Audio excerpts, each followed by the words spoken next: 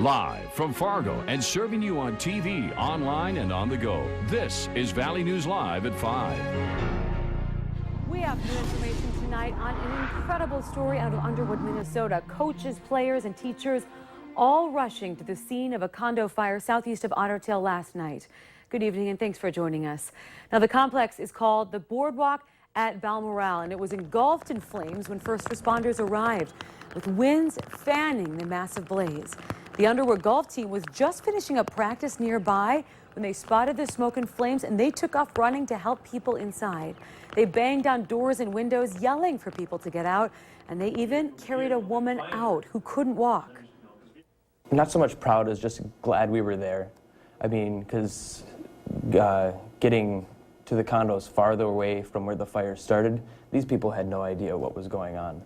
Now, coming up tonight at 6 o'clock, hear more from these humble heroes as the Underwood School recognizes them for their bravery. And we're going to update you on where the investigation into the cause of this fire stands tonight. Well, more rain today, although it's been nice to have. Are we going to see any sunshine anytime soon? Let's find out with Chief Meteorologist Hutch Johnson. Hutch? Well, if you're heading out this evening, you still may want to pack the umbrella, and it won't because of abundant sunshine. Still a few sprinkles, Stephanie, dancing across the valley. Radar shows, though, that the widespread nature of the showers is diminishing, and the intensity of the showers is diminishing as we head toward the evening hours. Speaking of which, today an update to the drought outlook shows that we've had improved conditions in the eastern portion of North Dakota. This rainfall data is through Tuesday, by the way, so it does not include the last 24 hours. And that rainfall totaled up to, well, a little bit, a third of an inch or so here in Fargo, 44 hundredths in the Grand Forks area, with 69 100ths in the Devil's Lake Basin. Another dose of showers. For tonight, temperatures will be pretty steady throughout the evening. We're talking mid-50s almost all evening with spotty sprinkles. Chance of some severe storms after a break on Friday. I'll detail you with the latest on that coming up here in just a few moments. Rain, it just keeps coming. Yes, it does. All right, thanks, Hutch. Well, the United States Post Office is warning people to beware of a bogus email. Some postal customers are receiving spam emails about package delivery or online postal charges. Now, the emails contain a link or an attachment, and when opened, it then installs a virus that can steal your information from your computer. The Postal Service and the Better Business Bureau warn you to not open the email, just delete it. So in this case, if you get an email from the post office, go check the post office website, and that way, obviously, you'll see about any scams hitting nationwide or locally, and you'll know, hey, wait a second, okay, I got one of those emails. I don't want to open that.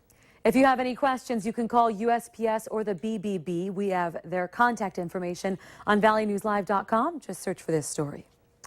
It's legislation that some say could turn North Dakota into a worldwide economic power.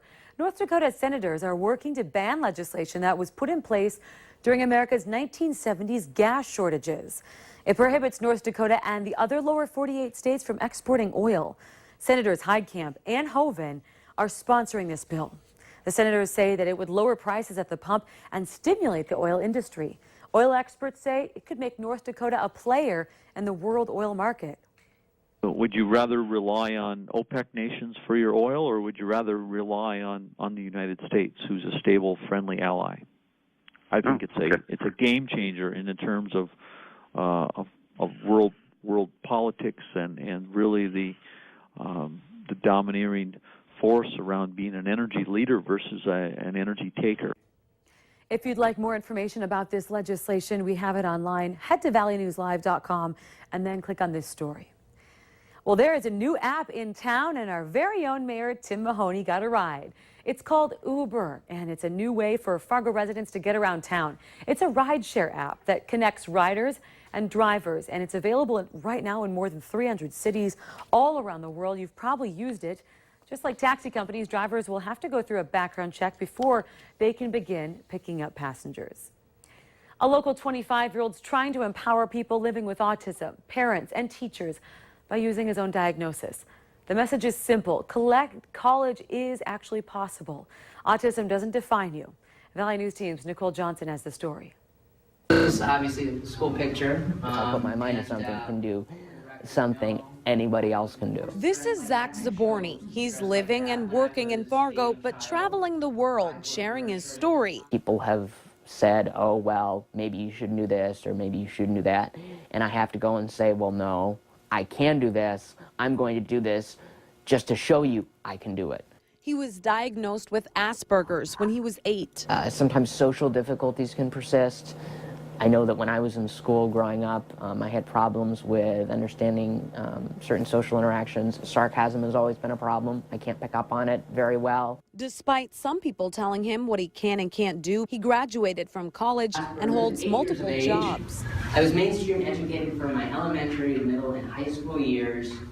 Through his success, he's speaking out, saying oftentimes no one tells those with autism that they do have options and they can succeed. My message is to throw all that out the window. Tell parents, tell people on the spectrum, tell everybody that no, college is possible. There are ways to be successful, and I'm out there to show people that and prove that, and I am proof that this success is real in that sense because I've gone through it and I've succeeded. He says the transition into adulthood isn't easy for anyone, especially those who are told they're at a disadvantage. Life on the spectrum doesn't define me. Being on the autism spectrum isn't who I am. It's just a part of me, and that I can, if I put my mind to something, can do something anybody else can do. Nicole Johnson, Valley News Live. Absolutely. Now, Zaborny is paying out of pocket for traveling and speaking at most of the conferences. He has a trip to Australia coming up.